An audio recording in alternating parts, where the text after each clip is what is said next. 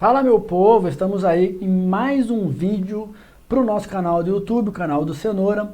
Nesse vídeo de hoje a gente já estava falando sobre dosimetria da pena, eu estou continuando a série sobre dosimetria da pena, é um curso completo só sobre dosimetria da pena, completamente gratuito aqui no nosso canal. Tá? Então a gente já falou da parte geral, um panorama completo sobre a dosimetria.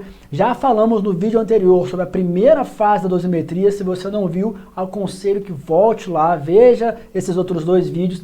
E hoje a gente vai começar a falar sobre a segunda fase da dosimetria. Beleza? Então vamos lá. Primeiro, antes de mais nada, como eu sempre faço, deixo aí para vocês minhas redes sociais. Fiquem à vontade, tá? Para navegar, para fuçar aí, fazer o que vocês quiserem. E vamos começar a falar sobre a segunda fase da dosimetria. Olha aí, pessoal.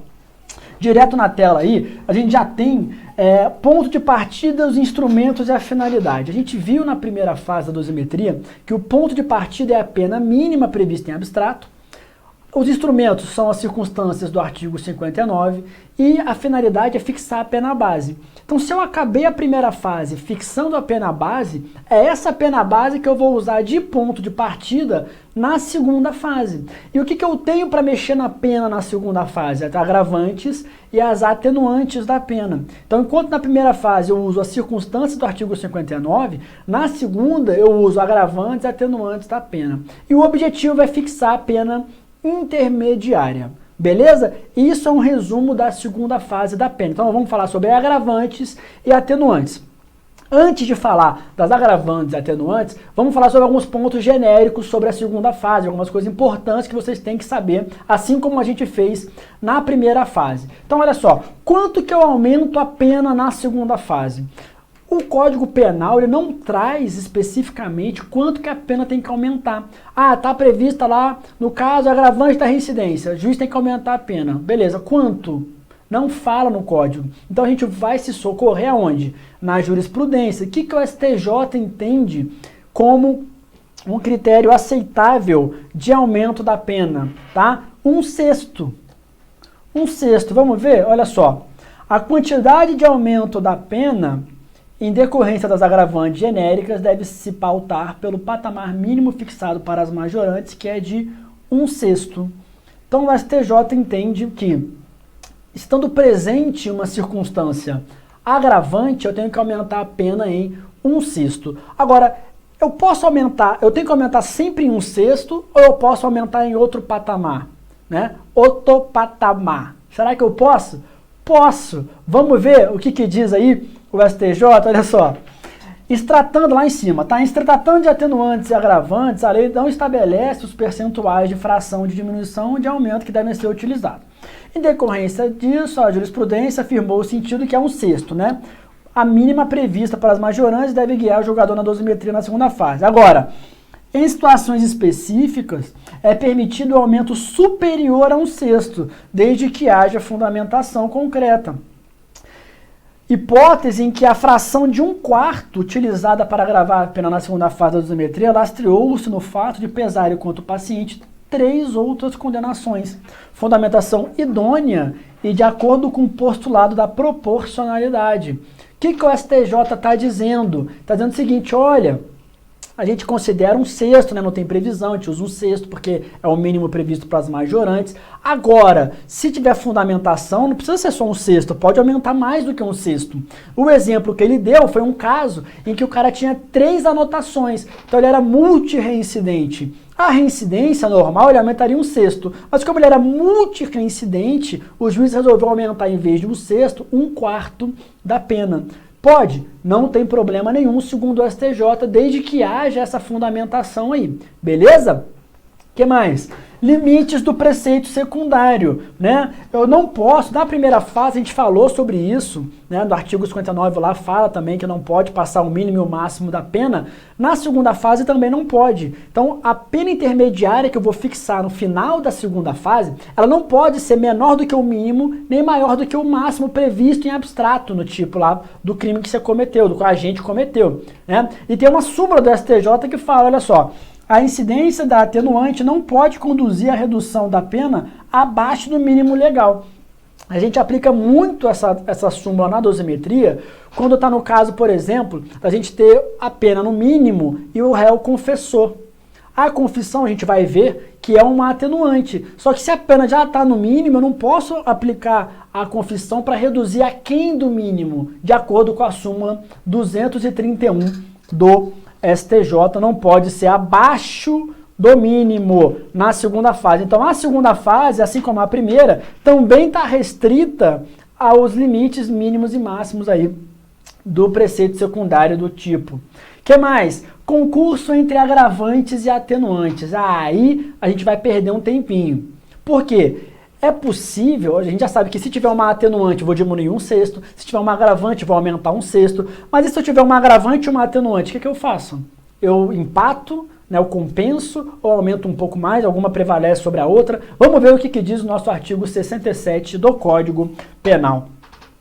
No concurso de agravantes e atenuantes, a pena deve aproximar-se do limite indicado pelas circunstâncias preponderantes, entendendo-se como tais, ou seja, como preponderantes, as que resultam dos motivos determinantes do crime, da personalidade do agente e da reincidência. Então, de acordo com o artigo 67, eu tenho essas três circunstâncias aqui que seriam preponderantes. Porém, o STJ, até 2017, ele tinha uma tabelinha, uma ordem de preponderância. O Rogério Sanches, no livro dele, 2020, ele traz essa ordem de preponderância que eu estou mostrando para vocês agora na tela.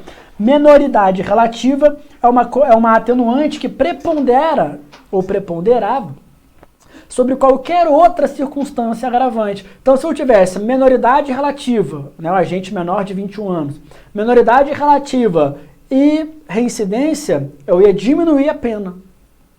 Mesmo estando na reincidência, eu ia diminuir a pena, porque a menoridade preponderava. Se eu tivesse a menoridade, qualquer outra agravante, diminui a pena, porque preponderava.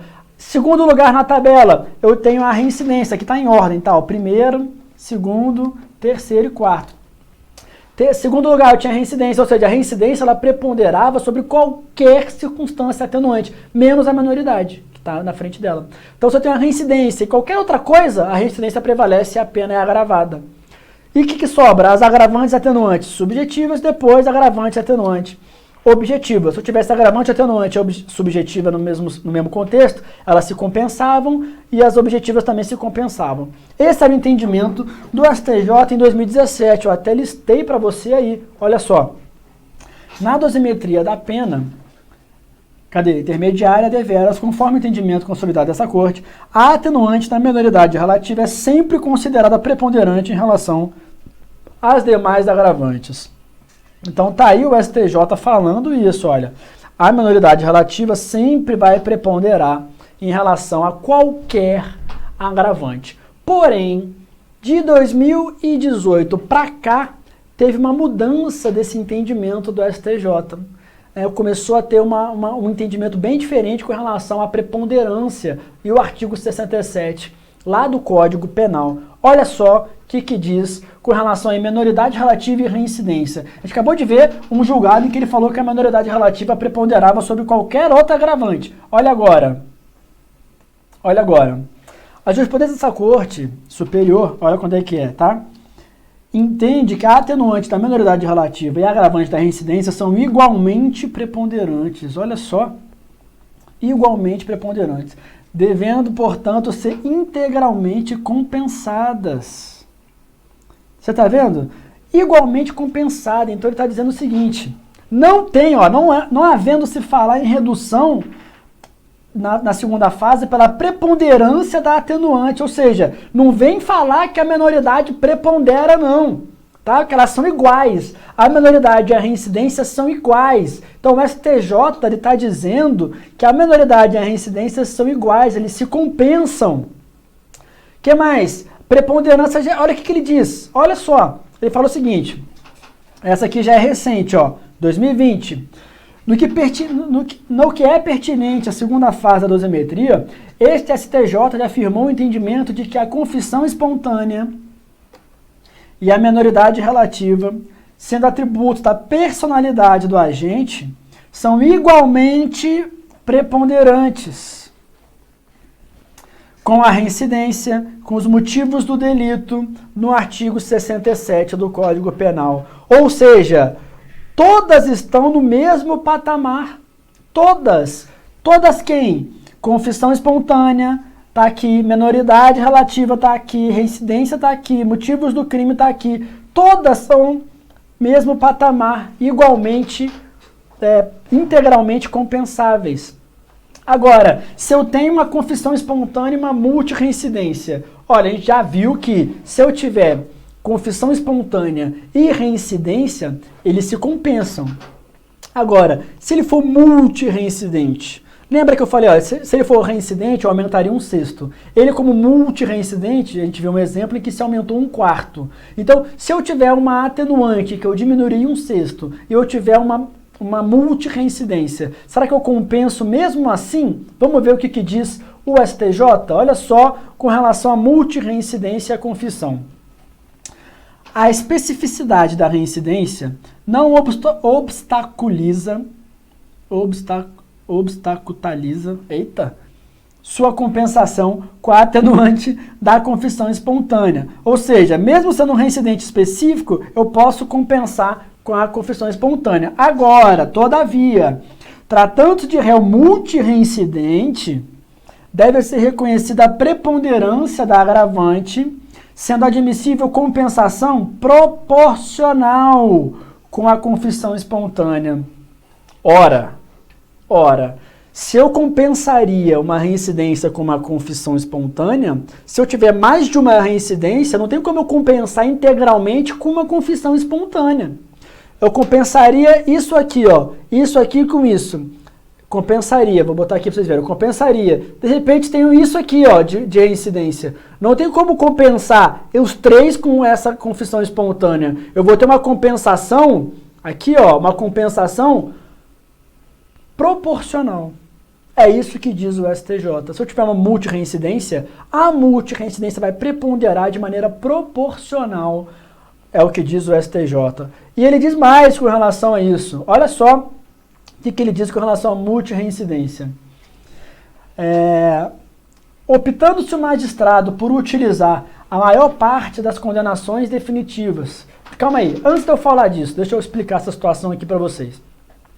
Imagina, eu vou botar na folha em branco para dar uma desenhada, tá? Vou botar aqui, ó. Imagina o seguinte, o réu tem aqui, ó, condenações anteriores com trânsito em julgado, condenações, tá? Condenações, ele tem a condenação A, a condenação B, condenação C, condenação D, condenação E, condenação F. Nossa, F. Beleza? Aí, imagina que ele falou o seguinte, na dosimetria ele falou assim, olha, vou utilizar as condenações, essas condenações aqui, ó, na primeira fase, para dosar a pena, para aumentar mais a pena dos maus antecedentes. Então, eu ia aumentar a pena X, mas como ele tem 5 aqui que eu vou usar, ó, eu vou aumentar a pena em 3x, por exemplo. Então, ele usou as 5 condenações na primeira fase. Essa daqui, ele usa na segunda fase. Você percebe que como ele deixou só uma para a segunda fase, eu não vou ter na segunda fase multireincidência. Eu vou ter só reincidência. Por quê? Porque eu tenho só uma. Uma é reincidência. Se ele falar assim, agora eu vou usar aqui, como ele tem 6 condenações, então ele é multireincidente. Opa, aí eu não posso. Por quê? Porque eu vou estar usando, vou até mudar a cor. Eu vou estar usando essas 5 aqui, ó, 2 vezes. Eu vou estar usando essas 5 na primeira e essas 5 na segunda. Aí não pode, porque aí eu vou ter bis in idem. Então, olha só, o juiz, quando for separar qual condenação vai ser para cima, qual condenação vai ser para baixo, ele tem que separar bonitinho, não pode ficar genérico. Ah, tem muito, aumento aqui maus antecedentes mais do que o normal. Tem muito, multireincidente. Não, muito o quê? O que você usou lá em cima na primeira fase, o que você está usando aqui na segunda? Tem que estar bem explicado. É isso que diz o STJ. Agora sim, olha só. Deixa eu mudar a cor aqui da canetinha primeiro, mudei. Ó, optando o magistrado por utilizar a maior parte das condenações definitivas para esperar a pena base a título de maus antecedentes, reservando só uma para reconhecimento da agravante da reincidência, aí eu posso compensar, integral compensação com a atenuante da confissão espontânea, sob pena de bis in idem. Olha, a área tem 5. Cadê aqui? 5. Com uma, eu compensaria? Não. Mas se eu usei essas 4 aqui na primeira fase, sobrou só uma na segunda. Aí eu posso compensar? Ah, eu posso compensar com a confissão. Se eu não compensar, porque eu falei que aí tem muito, aí eu estou usando mais de uma vez essas condenações aqui. Estou usando tanto na primeira fase, para aumentar a pena nos antecedentes, quanto na segunda, para não compensar com a confissão. Aí não pode, tá? Eu só vou configurar multireincidência, que impede a compensação integral com a confissão espontânea, se eu não tiver usado essas condenações aqui da multireincidência lá na primeira fase. As que eu usei na primeira fase, eu não posso usar de novo na segunda. Beleza? Mas e aí, olha só. Imagina o seguinte, beleza, eu tenho aqui multireincidência, eu tenho 3 condenações, então ele é multireincidente, com uma confissão eu vou aumentar a pena, beleza, eu vou ter uma compensação só proporcional aqui, sobraram 2, eu vou agravar a pena então, preponderando a multireincidência. Mas vai aumentar a pena em quanto? Porque eu aumentaria 1/6 se eu não tivesse a atenuante aqui. Se eu tenho essa atenuante que era para dar uma baixada na pena, eu não posso aumentar 1/6, porque se eu aumentar 1/6, eu estou ignorando a existência da atenuante. Tá percebendo? Olha só, imagina que eu tenho uma agravante e uma atenuante. A agravante vai preponderar. Se eu tivesse só agravante, seria 1/6. Como eu tenho uma atenuante, mesmo a agravante preponderando, se eu aumentar 1/6, é como se eu estivesse falando que não existe atenuante. Eu tenho uma atenuante que está diminuindo a pena, eu tenho uma agravante que está aumentando a pena, mas ela está aumentando mais do que está diminuindo. Então, quanto que eu aumento? Se não pode ser 1/6. O que diz o STJ? Eu vou aumentar a metade de 1/6, que é 1/12. Olha só. Os precedentes dessa corte estabeleceram um critério de 1/6 sobre a pena base para cada atenuante ou agravante. A gente já falou sobre isso. Tal balizamento tem o objetivo de evitar a aplicação de frações aleatórias ao arbítrio do magistrado, que podem se mostrar exorbitantes, suficientes, beleza, proporcionalidade. Na hipótese em apreço em que há concurso entre atenuante e agravante, essa Corte de Justiça tem se manifestado no sentido que a força de atuação da circunstância preponderante deve ser reduzida, mostrando-se razoável, em tais hipóteses, a aplicação do patamar de 1/12. Beleza? Então é isso que entende o STJ, 1/12. Então, qual que é a nova ordem de preponderância depois de analisar todos esses julgados do STJ? Vocês estão percebendo o tanto de conteúdo rico que eu estou trazendo para vocês com os julgados do STJ? Isso aqui é muito recente, é muito atual, beleza? Então, olha só, o que diz o STJ sobre preponderância? Como a gente viu aqui, ó, diz o quê?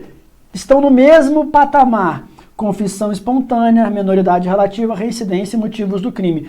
Todos esses aqui acontecendo, eu posso fazer a compensação. Se eu tiver uma agravante e uma atenuante dessas 4 juntas, eu compenso. E aí sobraram as demais agravantes, as demais agravantes subjetivas e as demais agravantes atenuantes objetivas. Beleza? Nesse bloco aqui, a gente viu a parte genérica da segunda fase.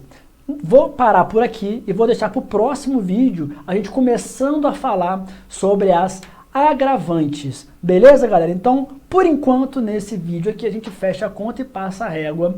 Tchau, obrigado!